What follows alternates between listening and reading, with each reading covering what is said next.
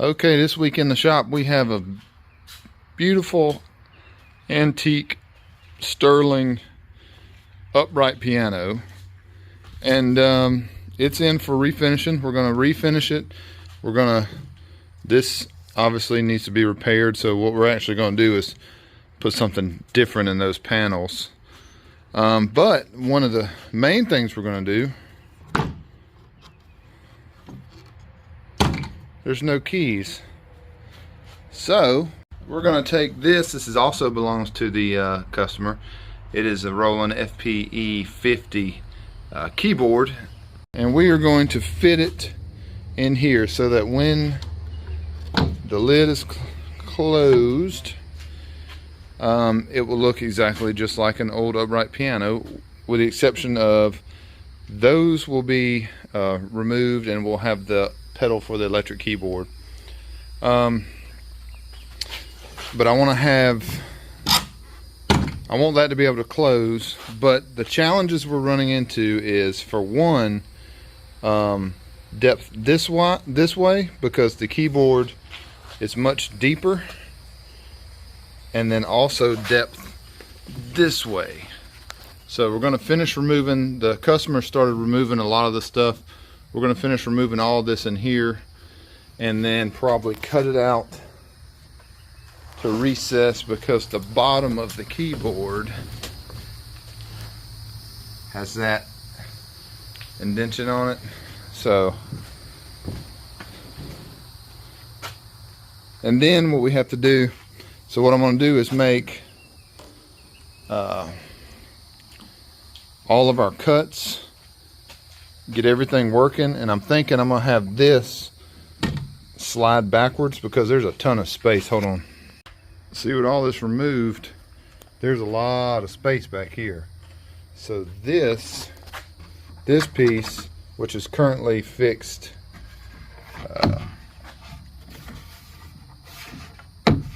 well, you can see the screw there and one over here. So it's currently fixed to these.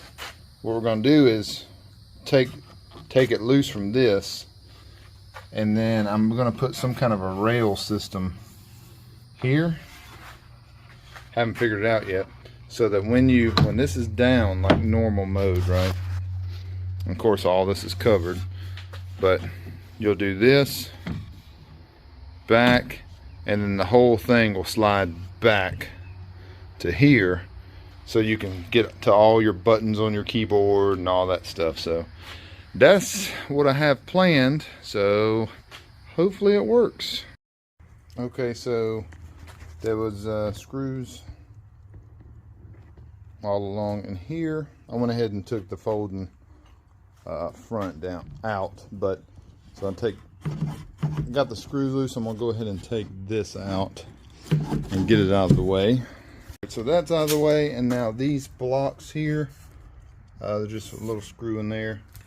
I'm gonna take those out, and then we'll be able to set the keyboard in and kind of see what we're working with. So basically, this is what we're gonna have, but obviously that's not gonna work like that. So we're gonna have to recess it down. All right, this is second day working on this. I've got all the rest of the disassembly finished. The rest of these tuning pegs that were here are gone. I don't even know what that's called. The guide, whatever, for the strings, that's gone. And the pedals are gone. So, next up is the cutout. So I got to mark and cut out an area in here for the keyboard to actually sit down in. Once that's in, then I'll know what I'm working with for the sides and how I have to handle the cover when it closes over the keys and all that stuff. So in case it wasn't obvious, we are kind of at the point of no return now. So see how the keyboard fits. All right, so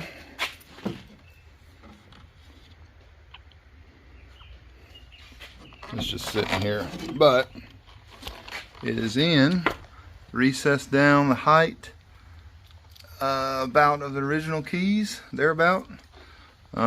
This piece is just sitting here for now, but we're gonna have to trim this thing to get it to work, and it's also gonna have to slide backwards, because in the upright position about where that would go, you can see it kind of blocks the rest of the keys, and it's a little high. So what we're going to have to do is make this so we got to get the height right on it, and then we're going to have it so where it goes, once it lifts up like that, you're just going to slide all the way back. So it'll be all the way back out of the way when this ledge is back assembled, and you'll still be able to get to see all your buttons and your modes and everything like that, all your controls. So that's kind of what it'll be like there when it's open. Of course, it'll have this back here and then the bottom and all that good stuff, but we're getting there. All right, this is what I come up with to get this the closure to cover everything and then move out of the way. So I made some big dovetails. You can see that nothing's attached yet, but basically we'll have a dovetail slider, like a drawer slide. See, that'll go back and forth like that, and then I got one on each side,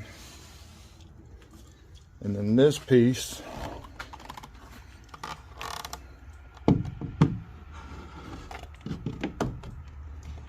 will sit on there. So this piece itself will have this part attached to it, and then obviously the bottom will be attached to the piano. So basically this is what I come up with. We've got these dovetail pieces I mounted in the back, and they're mounted to this. So normally this will flip up and then flip up again, and then your keys will be exposed. But since we have so much extra keyboard, they'll slide back on the dovetails till they go all the way back there. You can see them. So that way all of your keyboard will be exposed. And then I've got the top. This top piece is sitting over there. It's got a little bit of stripper on it. I'm doing a test color piece right now, so I'm stripping off some of the old finish on the underside of it. But yeah, so you'll be able to reach under that ledge, pull it forward till we'll have some stops, and then close up, and it'll look totally stock from the outside.